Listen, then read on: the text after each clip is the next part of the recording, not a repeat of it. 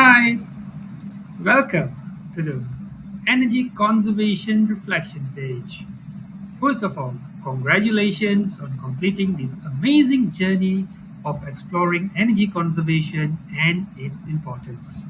Now, let's reflect on what you've learned and how it has changed your perspective.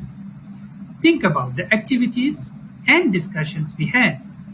What surprised you the most? Did anything leave a lasting impression? Consider the new methods you discovered for conserving energy. How have your habits and attitudes changed? You now have the power to make informed decisions about your energy use. So, as you reflect, think about how you can use your knowledge and skills to create a greener future. Remember, your actions matter. So, let's write down your thoughts, insights, and goals because this reflection is a reminder of and let your reflections shine.